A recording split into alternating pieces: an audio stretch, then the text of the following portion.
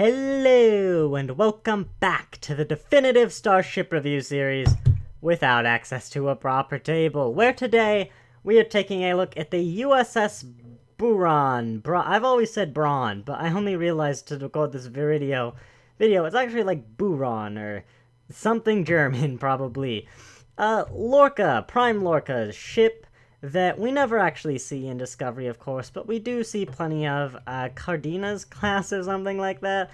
Look, I call myself a Star Trek expert, but my specialty is in classics. I do not know all of the modern ship names and classes yet. But shall we get into our size comparisons? The Buran is one of Discovery's largest models, actually, coming in at about the same size, actually exactly the same size, as the XL Enterprise D. Today represented here in gold, because it's the only one I have access to. However, any of the XL Enterprise D variants should do. It's also very close in length to the XL Akira class, almost exact actually. And in terms of width, it's pretty good as well, fitting in between the nacelles of the Akira just about. Over in Discovery Land, making its debut on the channel, is the Discovery version of the D7 Bird of Prey, a very close size comparison.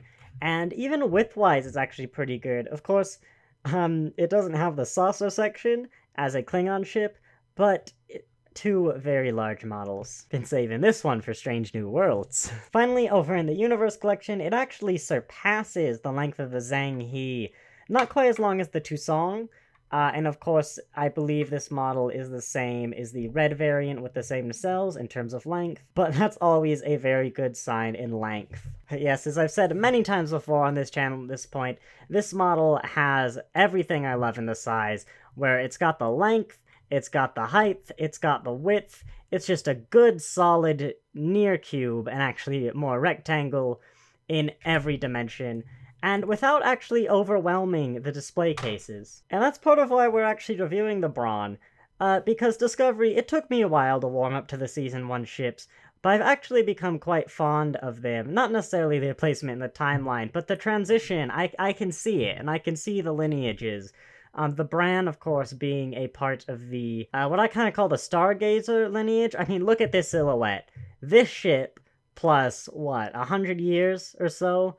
The Stargazer. I mean, yeah. I wonder how many people have just sold on Discovery's philosophy of ship design. But anyway, in part because of this model, I've actually really liked this ship in this design. It's a bit more white than normal, or at least the standard Starfleet ships, and it's also got this weird kind of bluey, greeny gray. Just the color scheme, I'm quite fond of it. The size, the dimensions, the profiles. I mean, that's very Stargazer. I really do like that profile. But it's just one of those ships that looks good at basically all angles. That's not the most flattering one, I will admit. But it is a ship I have become quite fond of on the Discovery side of things, and just Star Trek-wise in general. So let's take a closer look. Shall we start with the registries? It's of course got USS Braun and then its number on either side of the top saucer section.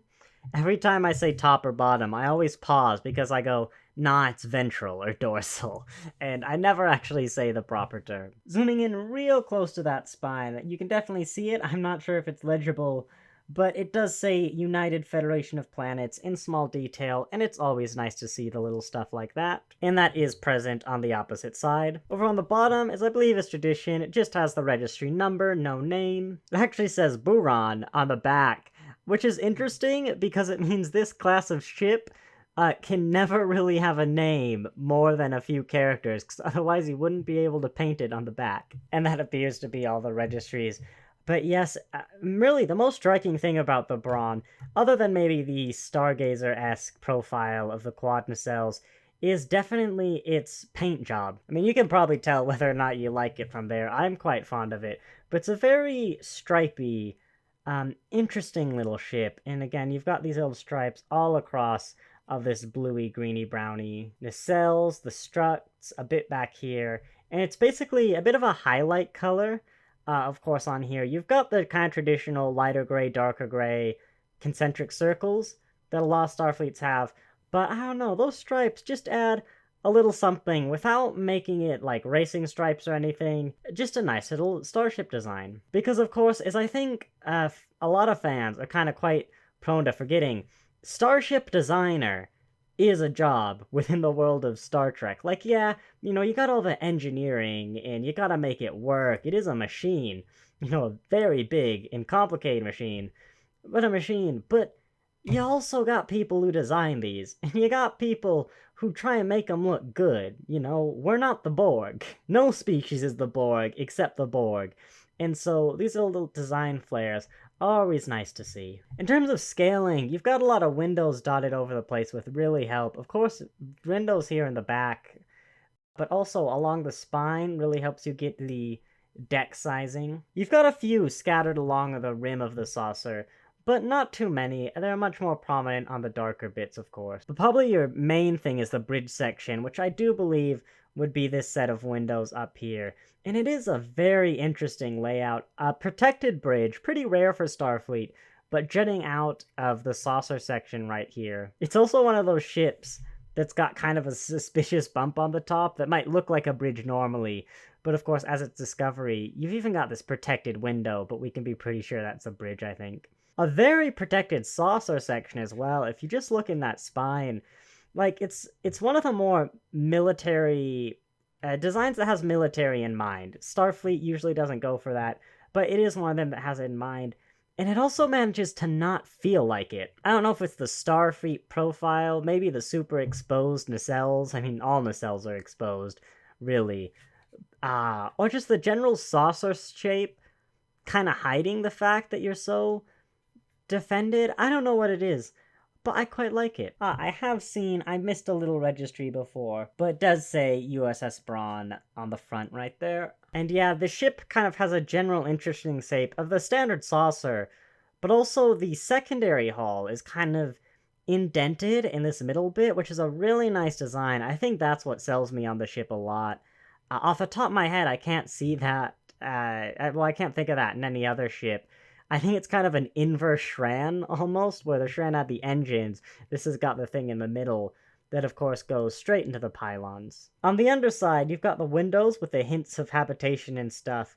And yeah, it just feels like a great little ship. The shortest ship that, if this was the command I was given in the Starfleet universe, I'd be quite happy. Another little detail you've got is on this front. You've got these panels that are graded. They have an interesting look the way they catch the light. I'm not sure if it's being picked up on camera too well. But if I had to give a flaw to this model, I would actually say these kind of indents they have. This is a really complicated corner. You've got the saucer going up, but then also dipping down before coming up again and flattening off.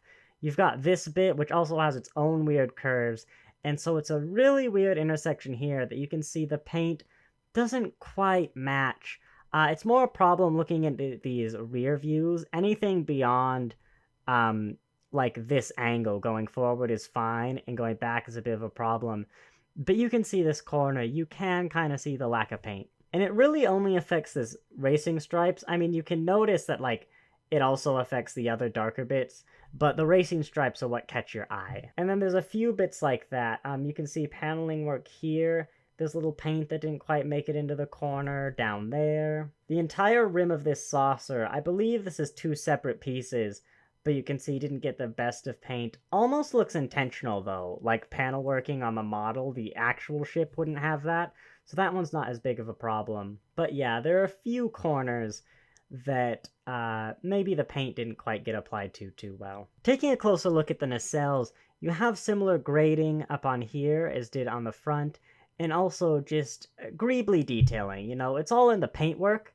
Not a lot of greeblies, which I also think might be something I like about this show, because most of Star Trek, and yeah, it is a product of just limited technology as much as that original decision, conscious decision, to make the TOS Enterprise greebly free entirely. But it does mean Starfleet has that history of kind of greebly freeness, and so often I like those ships that don't go too heavy on the greeblies. You got nice detailing on the top nacelles, all of which are identical by the way, except mirrored of course on opposite sides. And yeah, you can see panel working, line working, paint work, and as you can see, the inner nacelles are the exact same as the outer nacelle sides. The shuttle bays aren't too detailed, they're clearly there. I don't know what the actual model looks like on the show. I doubt we ever saw them in too much detail, but might have been nice to have a little bit of, not clan shelling, but like the paneling segmented, you know, those kind of lines that shuttle bays often have. And I'm pretty sure in this back, more engineering bit, that might even be impulse crystally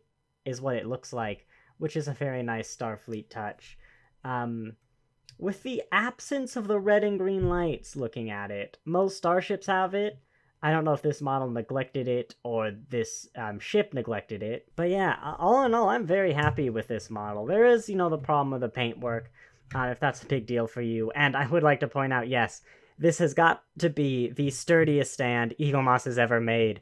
Because when it's sitting on there, you actually can't pull it out. It's a bit of a challenge almost, where you have to pull it forward, tilt it down, and then you can remove it.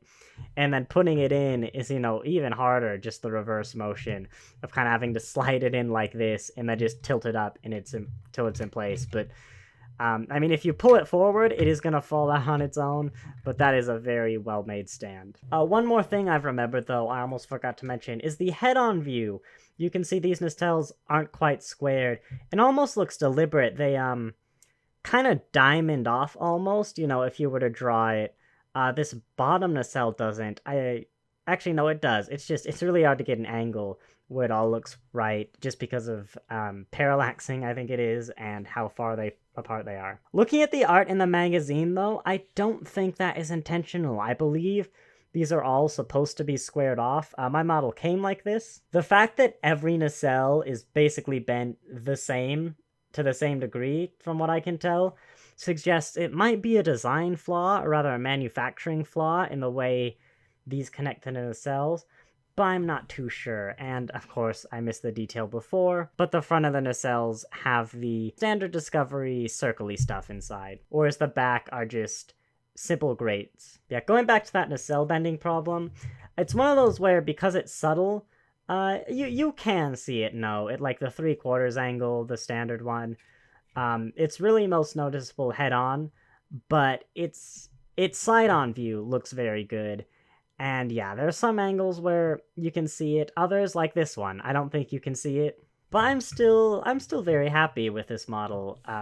Its size, the ship, I've liked it, probably in part because of this model. You know, you always, well, almost always, there are a few exceptions, but almost always grow more on the ship after getting its model. I have to say this is a very good one. A bit of flaws, you can draw complaints, but overall very good. And I think I'd have to say that is it for today, so I hope you enjoyed this video. If you have any questions, just ask in the description, I'll do my best to answer them. If you'd like me to review a specific model, just ask. I've got over half of all of them that Eaglemoss has done in the Star Trek range, and every single Discovery one actually, so I'll get around to it as soon as I can. And I hope you enjoyed, thanks for watching, and I'll see you next time!